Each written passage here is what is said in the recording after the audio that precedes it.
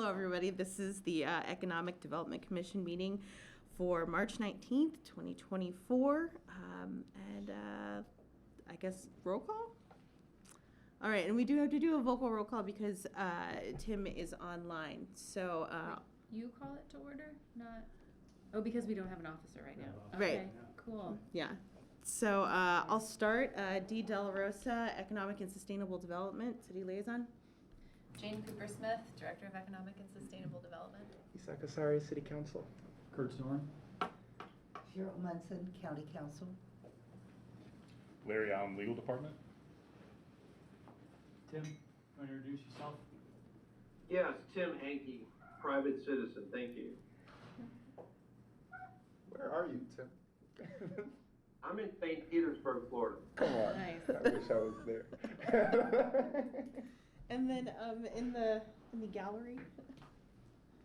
Travis Winslow with the Summit District Development. Okay. John Beatty with Century 21 Sheets Commercial. Great. Okay. Next we have a reading of the minutes, and I think it was just. This says May 2023, but do we mean June of 2023? We do mean June of 2023. I'm so sorry. That was the. Yeah. That was the typo that I missed. Yes. So. And just for clarity, so since we have new members here, you do not have to have attended this particular meeting to be able to vote for approval of the minutes. So as long as you didn't see any corrections to be made to these particular minutes, then you may vote for approval. So as a member who was at that meeting, I will move for approval. Thank you, Kurt. Just I had one clarifying question. The Jeff McKim mentioned, is this not Jeff McKim on? It's Geoff McKim. Yeah, so there's just a Oh, just a misspelling. misspelling? Yep, Okay. misspelling of Jeff's name. I think was the only thing I had caught. So otherwise, if we can separate the question, I second the approval. We'll count that as amended for the corrections. Okay. All right. Sorry. Trying to. I'm taking notes for you. Are you? Great, Yes. because I'm trying to do the memorandum too. All right, so we have a motion from Kurt, second from Isak. All in favor to approve the amended June 2023 minutes? Vote by roll call. By roll call, sorry. Tim? Because Tim's on. Yes. Yes. Cheryl? Yes. And we have Kurt and Isak, so we are unanimous. Thank you Yes. very much.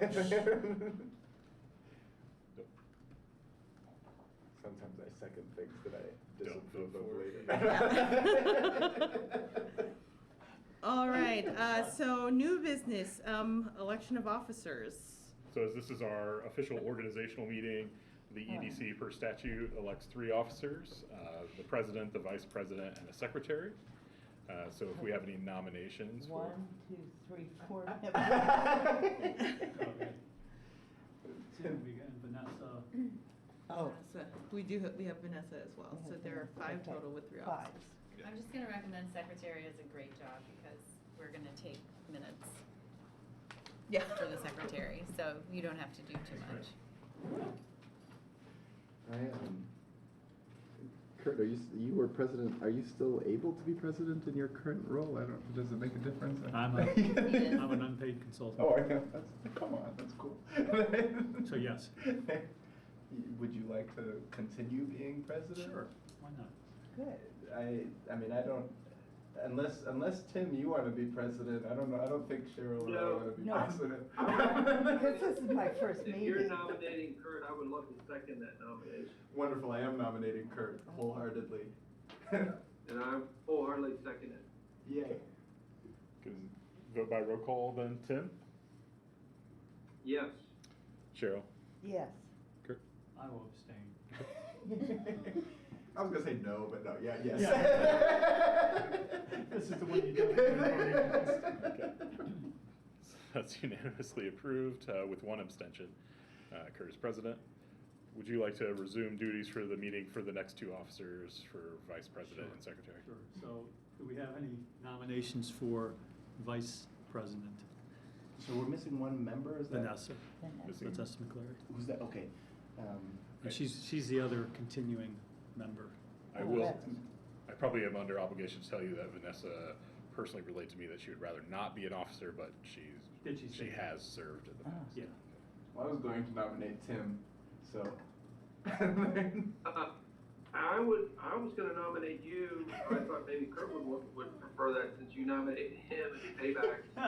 So I'm really I'm bad. not qualified to know more. I need to learn more about the commission. I would rather not be an officer yet. Thank you, if that's possible. Well, I mean, Oh, that- so that leaves you, Cheryl? Oh, no, it doesn't. Since this is my first meeting. Well, I'll do it if you don't want to, because. I do, and I would nominate you. Okay, fine. We have wonderful staff, I'll fall on and there's the, not I'll a- fall on the sword and be. Yeah, there's not a lot of heavy lifting. I'm just, Staff is very the good. problem is if you're Thank you. not here, I'm gonna have to do all the motion stuff. That's I what hate- Larry's. That's fine, I just got through it, so you'll be. It's not that tough. If I could do it, it's not that tough. Let me tell you. Okay, And so I would second the nomination for Isak. I think you made the nomination. Well, I'll Cheryl second. needs- I did. Oh, okay, sure. And thank you for doing it. I'm happy to help. Well, in let's some way vote when I- first then. Okay. Any other nominations? If not, all in favor of Isak as vice president? By roll. Yep. Oh, that's right. Okay. Tim, you wanna vote, you voted yes, is that right? Yes, yes. Cheryl? Yes. I will vote yes. I'll vote no, but that's fine. So a 3-1 vote. Okay. Congratulations, Councilmember Wow, Asari, thanks, you were vice thanks. president against your will. I'm really excited about this. I'll And never we just be have, late again, I we just have promise. secretary to get through, so that's. Right, so we have any nominations for secretary? No, Vanessa said she. We're volunteers. Yeah, Vanessa said she didn't want to be anything, but she was here last year, so maybe it makes sense. You do everything. You do everything. We do. Yeah, we do everything for the secretary position, so. Cheryl, if you're not interested, I'll nominate Vanessa. She can hate I me. think, I don't even know Vanessa yet, but I don't want to have this hate relationship develop. I will do it because of the excellent staff backing this up. In which case I nominate you. And I will- Totally fair. I will second you. Okay. Just wait till this gets around that I'm the secretary of Bloomington So Economic Development. we'll do a roll call for Cheryl as secretary. Tim? Yes. Cheryl, you wanna vote for yourself? In the tradition that has been established long We're going to have so in much this fun. commission, I'm going to pass on that. Okay, so we have an abstention. I will vote yes. I will vote yes. With 3-0-1, one abstention. All right. Congratulations. Well, I think. Now that I know the rules. We had a good time with our election of officers, so apparently we're set, right? All right. Now some work. Yes. That's right. Now we'll move to the other item of new business, which is an overview of the Summit Development PUD.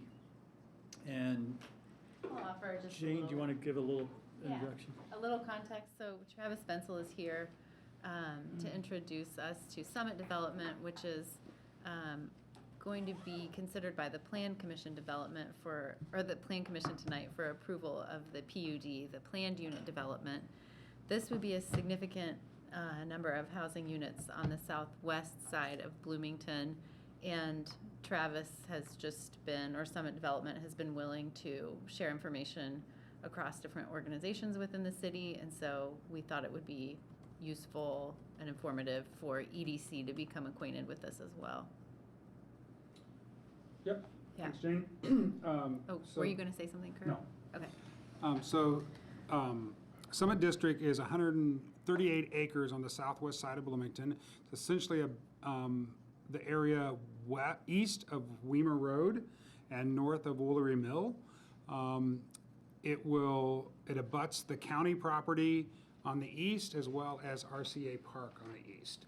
And Summit Elementary School is located just off the edge of the property on the southeast corner.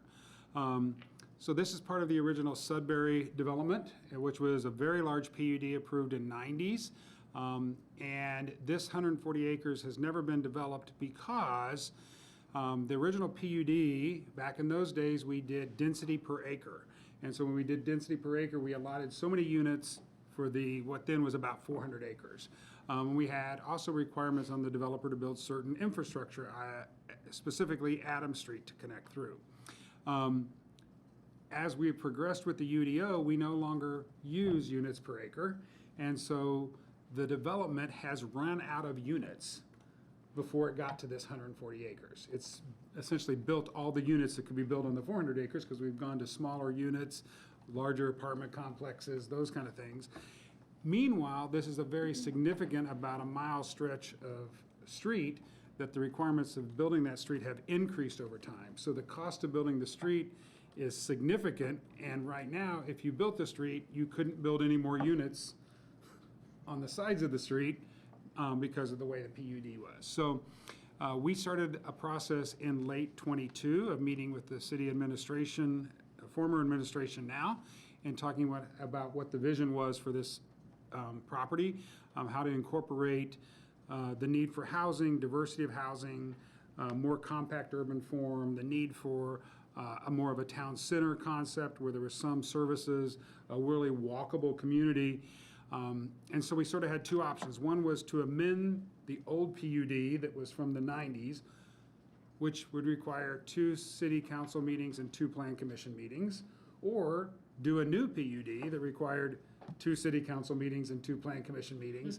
And with the new PUD, we could reference all the new UDO material that wasn't accessible back then. So we ventured into a process that started in February of 23, where we met weekly, and literally every Wednesday, except for a few, with planning staff, putting together a PUD for the Summit District. Met with current and past council persons, administration, almost every department we have met with over the time, and submitted a plan in May of '23, and had 3 plan commission meetings. Finally submitted our final plan in November of '23.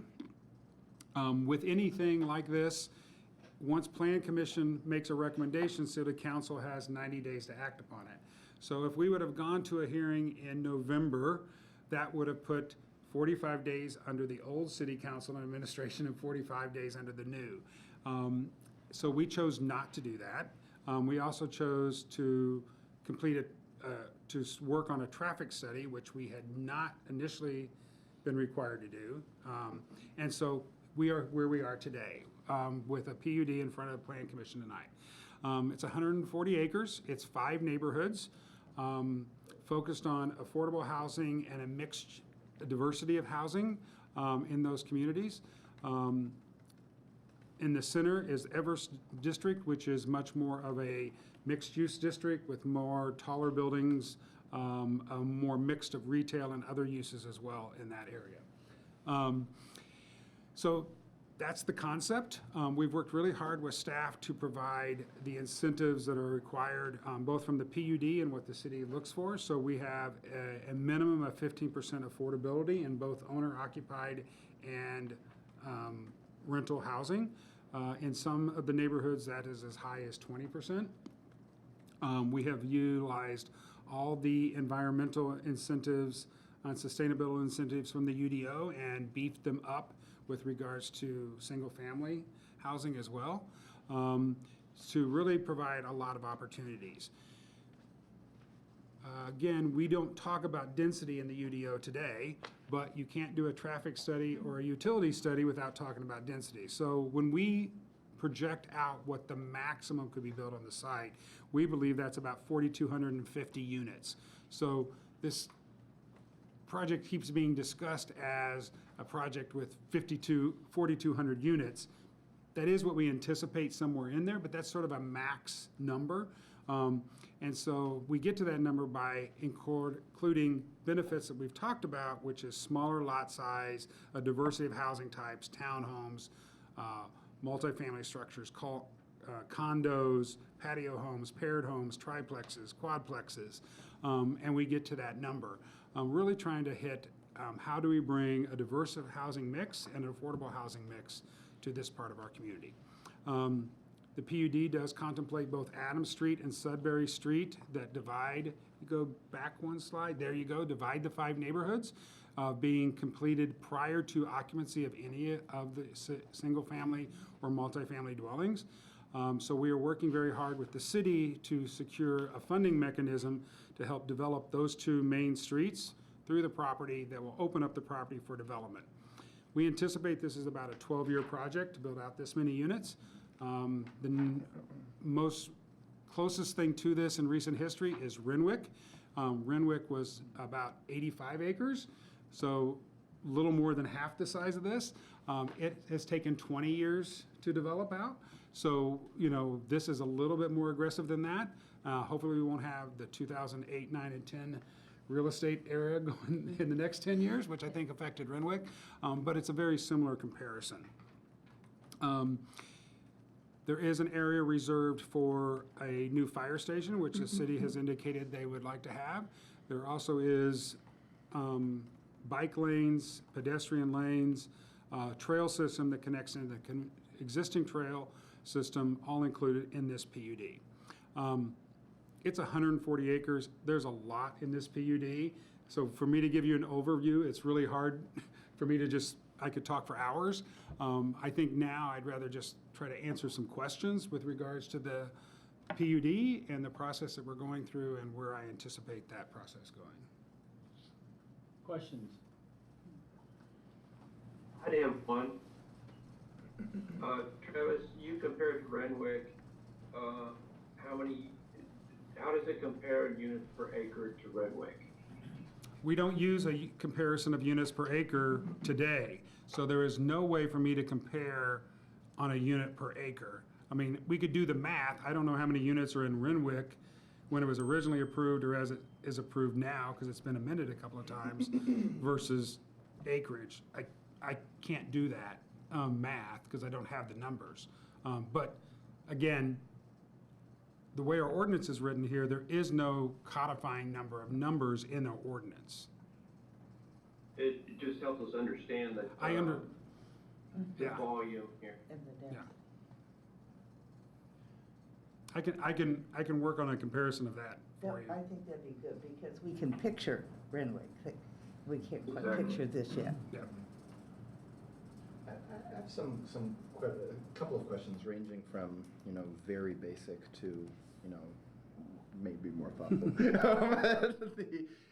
The first one is toward that question of density, right? We talk about 4,250 units maximum, but then also a percentage of houses being affordable. What does the business model look like? Like, how do you get to, like, what's the number that you actually end up landing on in terms of, right? Because do you imagine that you'll get to the maximum Of number of units? Exactly, and how do you decide, you know, whether you're putting duplexes, whether you're putting? Well, each parcel of land within each neighborhood will be developed by someone in our organization or some outside organization, just like other developments take place. And they will do their market study based on where the market is over the next 10 or 12 years and determine what product they're putting there. So we've tried to allow for lots of diversity and options. But each time it will be a economic-driven decision about what goes where. Right. We believe that initially there's a high demand for workforce housing, affordable housing, meaning under 80% AMI, and owner-occupied opportunities like townhomes, condos, and paired homes, which we don't have a lot of in this market. So we see that being specifically what's in the first couple of phases of this project. Thank you so much. And then is all of it going to be sold properties, or do you imagine there'll be some rental, like things that you'll retain that will be rented out? There may be some that we retain and rent out. There'll be some that other people may purchase and rent. In the state of Indiana, it's very difficult, if not impossible, and Larry can speak to this, to legislate Yeah, exactly. ownership or Of course. occupancy. Right. You can build things to be owner occupied and have the ability to do that, but it's really hard to say, from a city standpoint, this shall be owner occupied. Sure, sure. Or this shall be rental. Right. Either way. Okay. So therefore, we just have to build in the mechanism to make that work. Right. But then the type of properties is one way you can do that, right? I mean, if you build a sort of thing that's designed to have individual rooms rented out is very different than building a single-family home, right? Correct. I mean, Correct. and so how do we?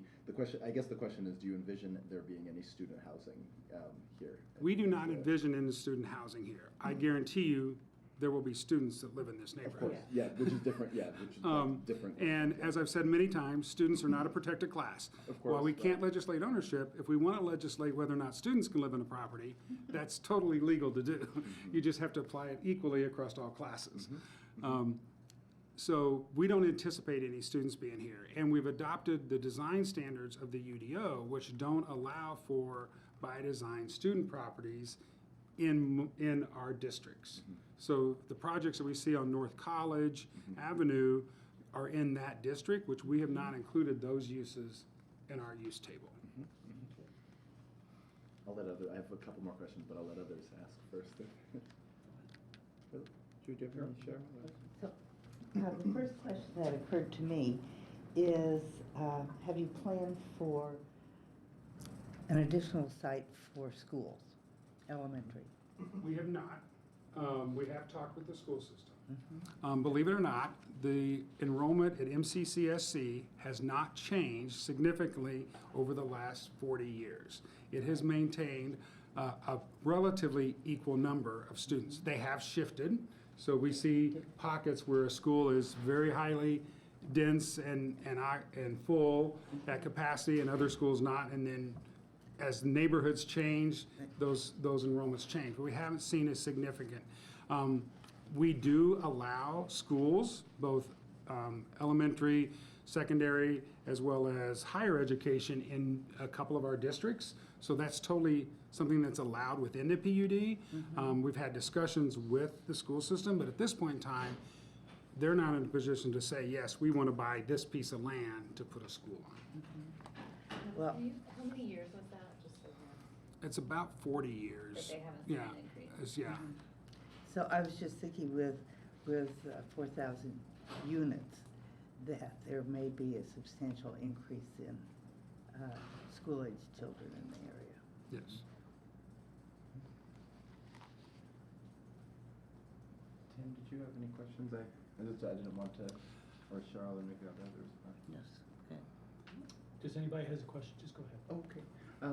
Could we talk a little bit as well about, let's talk about business, right? I mean, and retail things. I know in the presentation that we've also had the chance to talk before, but there is some of the mock-ups include retail space, so like as the UDO allows. Are there going to be areas that are specifically zoned, for example, for a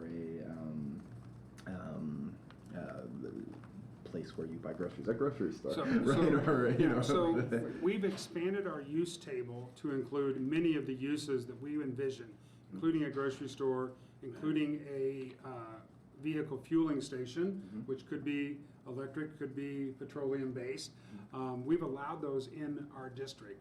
We do not have any area that requires first floor retail or where it's required to be that, but we do have those allowed uses expanded in there.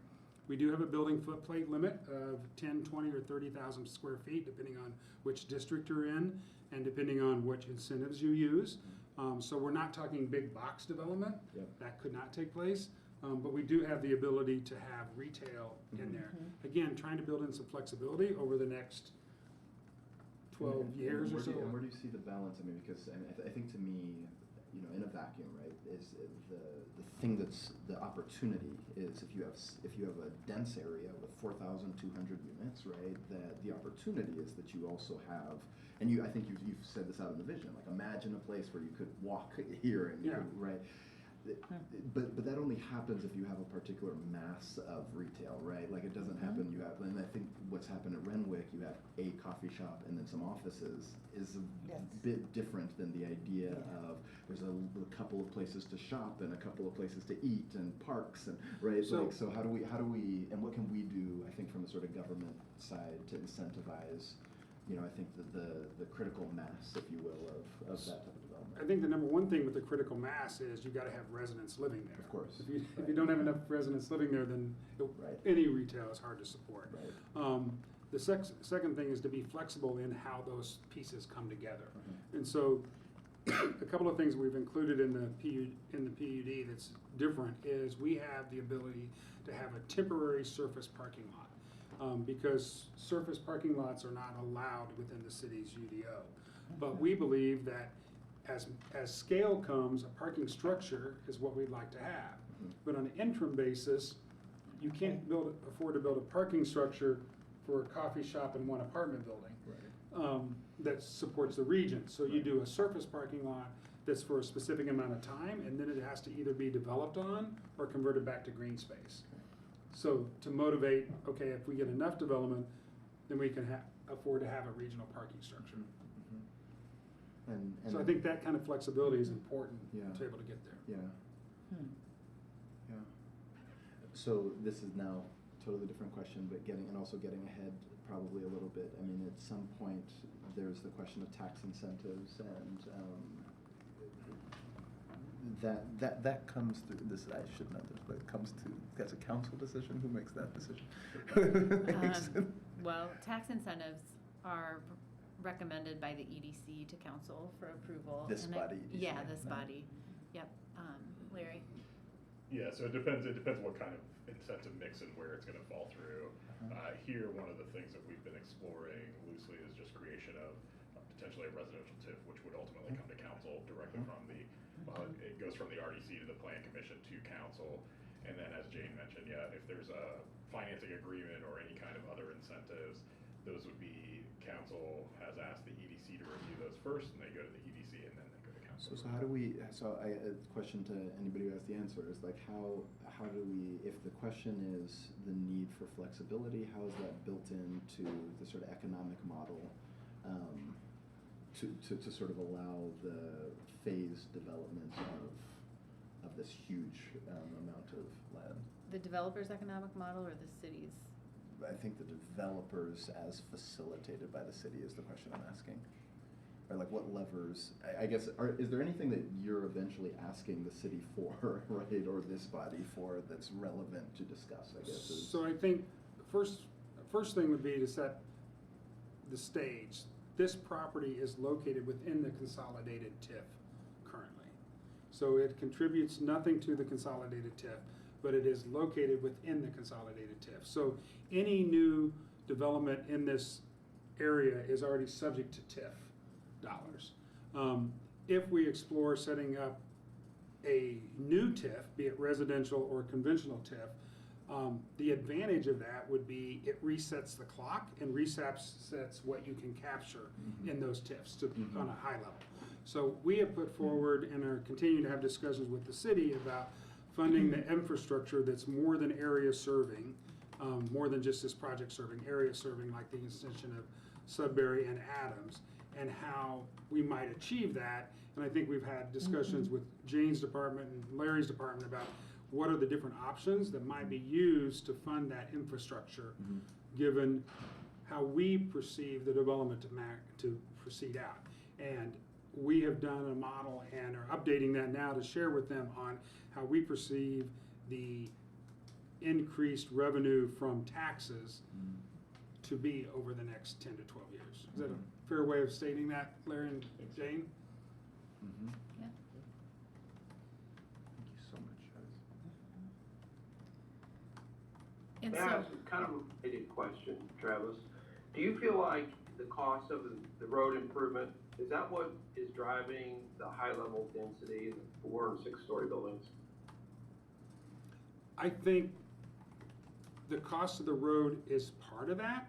The bigger part is how does the city grow without expanding its footprint and building additional infrastructure in other places. If we're going to build 2,000 units anywhere inside the city limits or outside the city limits, there's going to be significant infrastructure requirements. So one way of doing that is to go back to the basics of compact urban form and density to achieve that.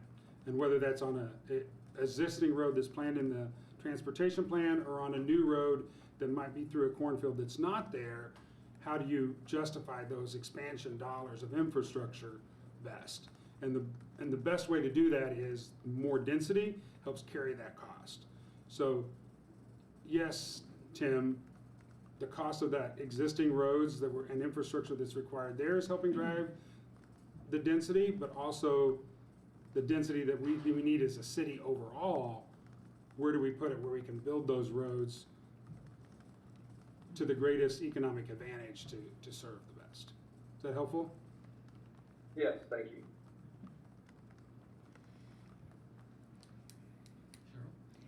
So I'm trying to put this development in a larger context, and especially with roads and connectivity. Do you have a graphic that shows this? I didn't see one in the packet here. If you look at your presentation that you guys have. So Adams Street, when completed, would connect from Tapp Road on the south Okay, to Bloomfield Road on the north. okay. That's what I thought, but. And, see, if you keep going, I can't remember which presentation is that it? There's a mobility, connectivity and mobility map. Keep It's- going. might be There. So this one starts to help a little bit. Yeah, So, that does. to the south, the green road and the blue road connect to existing roads that go to Tapp Road. The one to the farthest east, the blue road, is Adams. It connects to the roundabout at Tapp. Okay, The red road connects Weimer Road, up would connect with Adams, and over to Strong, so it would come out at I know Catlett. Strong, yep. And then Adams to the north would connect eventually up to Allen and Second Street. Okay, So in the traffic study, I believe the city asked us to study 22 intersections as far southeast as Winslow and Walnut, as well as Weimer Road. Weimer Road is on the east, or the left-hand side of this diagram is Weimer Road. And then Second Street to Second and Rogers.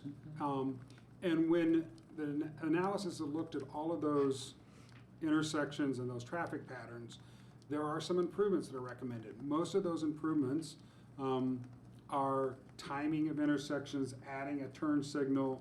They're not intersections fail. Weimer Road and Second Street and Weimer Road and Tapp currently do not operate very well. right. Weimer Road Might be itself right. does not operate very well before any new development. Adams Street will actually help both those intersections because that gives another way out to roundabouts. But when a max delivery in 15 years from now, we will still have issues as we do today at Weimer Road at both intersections. And so we're continuing to look at what kind of improvements there, some of which are already planned in the transportation plan and some of which are not. Is that helpful?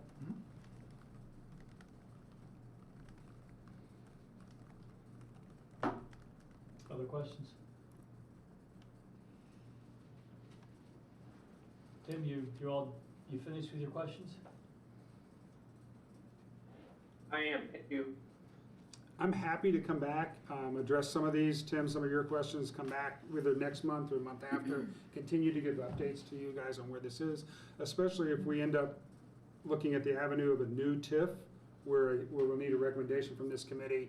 I would expect we will be seeing each other Yeah, and on a regular basis. talking in great detail and sharing financial analysis. We do anticipate returning with some requests. We just aren't at a place where we have it narrowed down at this time. So with this development, the summit will continue on the process with their PUD approvals, and then kind of in parallel, we will eventually engage with EDC, RDC, Plan Commission and Council, potentially, if we go the route of creating a new TIF. So it would be a whole other process of approvals and questions. And yeah, so this is really just first look. Okay, if there are no more questions, thank you, Travis. Thank you. Appreciate it. Thank you. Good luck Thank to you. you. We'll see Yeah, you. thank you. See you soon. The next item on our agenda is other business, general discussion. I have one piece of business. Since we've had a turnover in membership, I'd like to acknowledge the service of Malcolm Webb, who served for, I don't even remember how many years, but quite a few years as a member of the Economic Development Commission, and served in various officer positions also. So I'd like the minutes to reflect our thanks. Can I take that as unanimous from the group? Yes, Okay. Yes. I'll second it. No, we need to do a roll call. We'll just do it a little bit more informally. That's okay. Any other business to come before the commission? So I wanted to make a comment to you Yeah, all. please.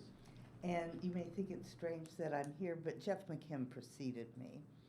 And I know he really cared about this group and the discussions that took place. Bloomington is my city. I live about as far from Bloomington as anybody you know, out at the edge of the county. But it is my city. I've worked in Bloomington, oh my gosh, since the early 70s. And what's good for Bloomington is good for the county. And I don't have this hard, fast rule, and I don't see walls or barriers between the city and the county the way they have evolved in some situations. And I would like to see them lowered. So I want to do my part on that. Great. And you mentioned Jeff. I'd be remiss if I didn't Ed- also acknowledge Jeff's service. Okay, Because good. he was a valuable member of the commission Good. too. So happy to work with you all. This will be fun. Yeah, I think it will be. This is just the election.